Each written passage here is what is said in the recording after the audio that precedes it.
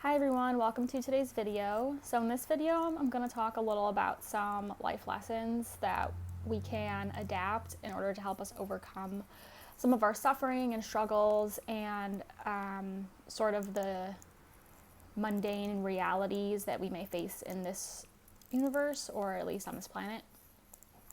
So these are a couple lessons that I found, and then I'll explain and give some details about them and how they can affect us sort of after death, and why it's important to sort of adopt them during life so that we're able to confidently move forward without fear.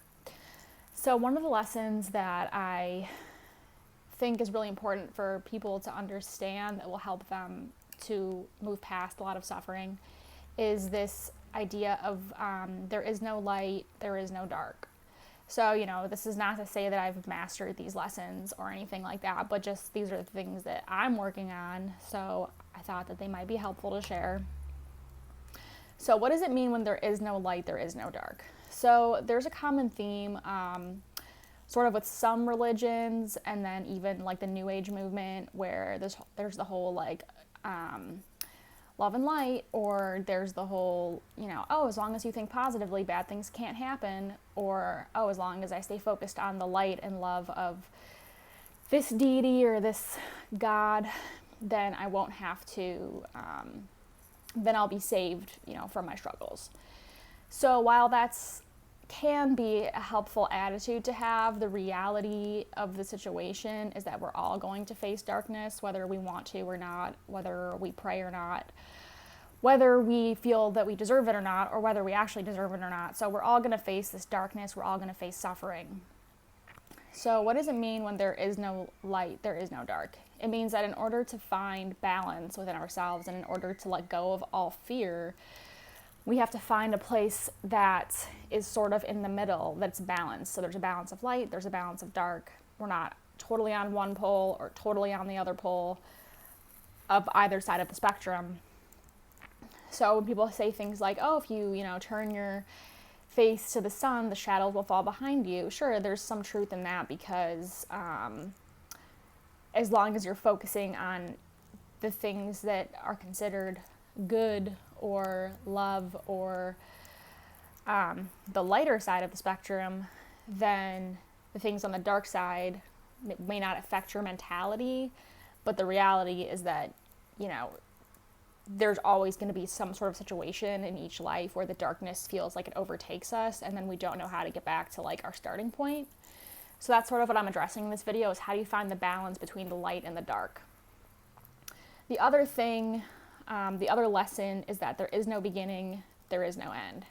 So again, not a lesson that I've mastered, but still wanted to share the importance of that lesson, because some people feel like, as long as I just die, or, when I die, or, end my life somehow, then I won't have to suffer anymore. But there are actually much worse realities than just death.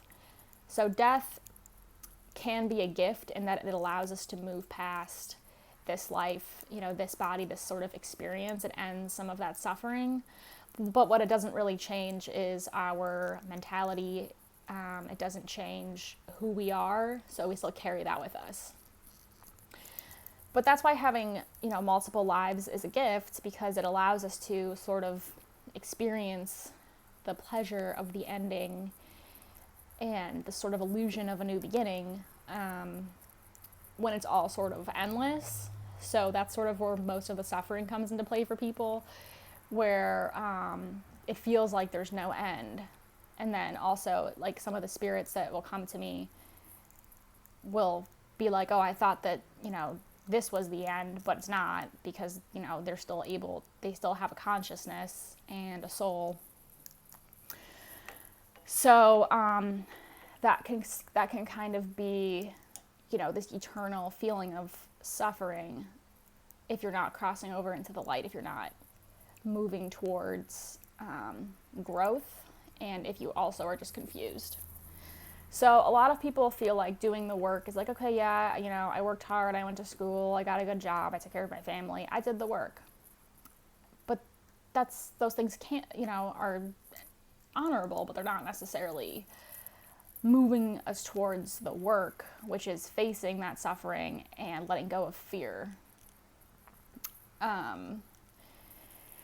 So those are the things that people can struggle with. And then even after death, when I see these spirits that come to me, like I was saying in the previous video, like a couple of videos before this one, where I'll have like a dream of something happening. Sometimes it's like I am that person. Sometimes I'm just seeing it from like a bystander point of view. But then, you know, I'll wake up and they'll be there, and, you know, they'll be pacing back and forth or crying or something like that. So, and then sometimes it's a matter of just needing to be acknowledged and for their suffering to be seen. Other times it's a matter of not knowing how to find the light again. So, so like the other day, I was planning on going to the cemetery, and then there was this, when I woke up that morning, the morning I was planning to go to the cemetery, there was like this little boy, and I was like, okay, I don't really, it doesn't seem like it seems like he thought that his parents were still here, so he didn't want to cross over, and he was just trying to find them. So I was like, okay, I'm not going to be able to like really, you know, do anything, but I just let him sort of follow me around. And when we got to the cemetery, it was a very old cemetery from like Civil War times, so I didn't expect there to be an active, you know, funeral going on, but there was an active funeral going on, you know, pretty far from where we were, because we were on sort of a hill, but we could still look down and see it pretty far away. And then after we left the cemetery, he was gone. So this sometimes happens where the spirits will see the light of someone else that has died, because spirits typically go to their own funerals. So the person whose funeral it was there, and he still had his light open, because it doesn't close until about a week or so. So then the little boy was able to use that light to cross over, because he saw that his parents were waiting for him, because it had been probably a couple centuries since he had died. And then another experience I had where this was, you know, a less sort of fun, not that was really fun, but it was a little more dark. So I had this dream where there was this man, he was walking, you know, he was trying to find the house of like some guy that had wronged him in some way, didn't really get the exact details.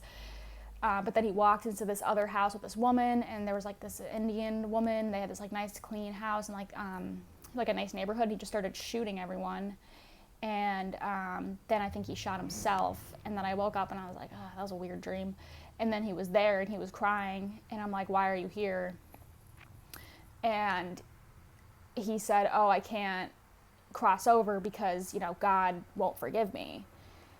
And then I told him, I was like, well, do you feel sorry about what you've done? And then he said that he did, you know, it was the wrong thing to do, etc. And then I said that as long as he felt remorse, that God would forgive him. And then that's all he really needed to cross over, like to see that, you know, someone didn't still think he was a monster because he had felt that remorse. You know, we all do things that are wrong in some way, but that doesn't mean that we're automatically, you know, going to go to hell or be punished, because the remorse, the conscience is what, if we, you know, want forgiveness and we act like genuinely, not just, you know, playing a victim or whatever, when we do something wrong, then that sort of like karma can be sort of cleansed, as long as the people in that situation forgave him for his actions. So there's not always this like, okay, you did something wrong, you will be eternally punished sort of thing. It's like, okay, you did something wrong, you know, do you feel bad or not? If you don't feel bad about it, then in a future life you could experience something similar, so you can experience, you know, what you did was wrong. Or they're just some dark souls who don't care about any of that. They just want to create suffering and pain because, you know, it excites them, and in that case they would sort of just be sent wherever they would be most useful to teach the lighter souls lessons. So it all sort of works together in that way, and, you know, it's hard to really differentiate them sometimes. So that's why, you know, there is no light, there is no dark, there is no beginning, there is no end. So these are the lessons that I think we're meant to work on throughout our reincarnations until we fully have, you know, a deep understanding of them, not just cognitively, but something that we feel, believe on a soul level. Again, not saying that I've mastered these lessons, but these are things that I believe we're moving towards. So I hope this video made sense. Feel free to leave any questions or comments below. I'll always read them. And I hope you have a great rest of your weekend. Thanks. Bye.